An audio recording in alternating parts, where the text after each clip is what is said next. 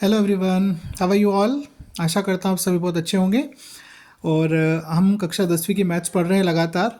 और आज यहाँ जो हम प्रश्न करने वाले हैं वो कक्षा 10वीं की गणित का चैप्टर 3 का एक्सरसाइज 3.1 में जो पहला प्रश्न है उस पहले प्रश्न का दूसरा प्रश्न है।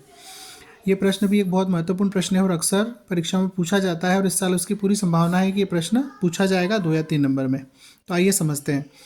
प्रश्न क्या कहता है, 5 पेंसिल तथा 7 कलमों का कुल मूल्य 50 रुपये है, जबकि 7 पेंसिल और 5 कलम का कुल मूल्य 46 रुपये है। एक पेंसिल का मूल्य तथा एक कलम का मूल्य ज्ञात कीजिए। ठीक है, तो देखिए इस प्रश्न को हल करने के लिए हम एक पेंसिल और एक कलम का मूल्य मान लेते हैं। माना एक पेंसिल का मूल्य x रुपये तथा एक कलम का मूल्य y रुपये है। ठीक है, तब प्रश्न अनुसार मतलब जैसा प्रश्न में बताया गया है उसके अनुसार 5 पेंसिल और 7 कलम, तो 5 पेंसिल का मूल्य 5x और 7 कलम का मूल्य 7y और इन दोनों का कुल जो मूल्य है वो है 50 रुपये। ठीक है, तो ये हमारा इक्वेशन नंबर 1 बन गया, दो चर का रैखिक समीकरण। ऐसे ही पुनः प्रश्न अनुसार मतलब फिर से एक बार और जो प्रश्न में कहा गया है, कथन कहा गया है, दिया गया है, उसके अनुसार हम लिखेंगे कि 7 पेंसिल और 5 कलम का कुल मूल्य 46 रुपये है। तो 7 पेंसिल मतलब 7x, 7 पेंसिल का मूल्य, और 5 कलम मतलब 5y। ठीक है, तो इसका टोटल जो मूल्य है वो कितना है, 46 रुपये है। ये हमारा समीकरण नंबर 2 आ गया। ठीक है, तो हमने ये दो चर के दो रैखिक समीकरण बना लिए हैं। अब इन दो चर के दो रैखिक समीकरण को हम किसी भी विधि से हल कर सकते हैं, चाहे तो हम प्रतिस्थापन विधि लगाएं या हम विलोपन विधि। ठीक है, किसी भी विधि से हम उपयोग कर सकते हैं, तो हम विलोपन विधि का उपयोग करते हैं क्योंकि मुझे मालूम है और आप भी जानते हैं कि विलोपन विधि हम सभी की बहुत ही प्रिय विधि है।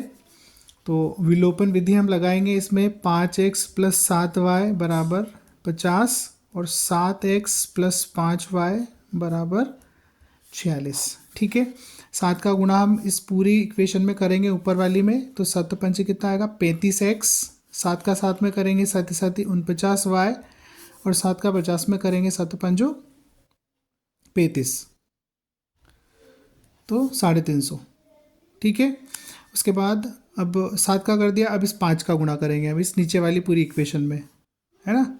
मतलब पहला जो आपको है उसको एक जैसा करना है, तो उसके लिए हम ये गुणा करेंगे। तो ये जो भी कोएफिशिएंट x का है उसका गुणा करना है ऊपर और नीचे, तो नीचे वाले से ऊपर में करेंगे, ऊपर वाले से नीचे में करेंगे। तो ये जगह 5 7 35x प्लस 5 से 5 को करेंगे तो 25y और बराबर में 5 का 46 में करेंगे, 5 6 के 30 और 5 को 20 और 3 23। ठीक है, तो ये मिला आपको 230। अब यहाँ पे हम घटाने के लिए चिन्ह बदलेंगे, तो ये जो है ये क्या हो जाएगा, माइनस हो जाएगा, ये कैंसिल हो जाएगा। कैंसिल का मतलब ये घट जाएगा तो 0 हो जाएगा।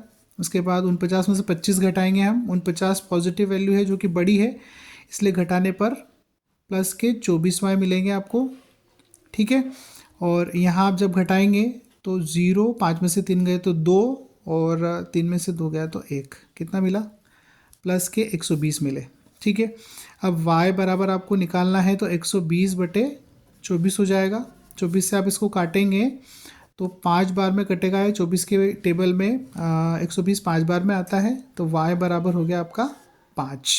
ठीक है, अब y आपने क्या माना था, चलो लास्ट में लिखेंगे। y हमने जो माना था वो माना था एक कलम का मूल्य। ठीक है, अब उसको हम लास्ट में रखेंगे। हम y का मान पहले क्या करते हैं, किसी एक समीकरण में रख के x का मान निकाल लेते हैं। तो y का मान समीकरण 1 में रखने पर, ठीक है, तो y का मान समीकरण 1 में रखेंगे आप, तो क्या आएगा 5x प्लस 7y बराबर हमारे पास 50 है। यहाँ पर रखेंगे आप y का मान, तो 5x प्लस 7 और y का मान हमारे पास 5 है बराबर 50। 5x प्लस 35 बराबर 50, तो 5x बराबर 50 माइनस 35, जब आप इसको घटाएंगे तो ये आएगा कितना आएगा, 5x बराबर 15। इसे आप यहाँ करेंगे आगे तो x बराबर आ जाएगा आपका 15/5, तो 5 दिया 15, तो x बराबर कितना आ गया, 3 आ गया। ठीक है, तो आपने x क्या माना था, x हमने पेंसिल का मूल्य माना था, तो हम लिखेंगे नीचे, तो नीचे हम लिख देंगे क्या था, एक पेंसिल का मूल्य ₹3 और एक कलम का मूल्य ₹5 होगा।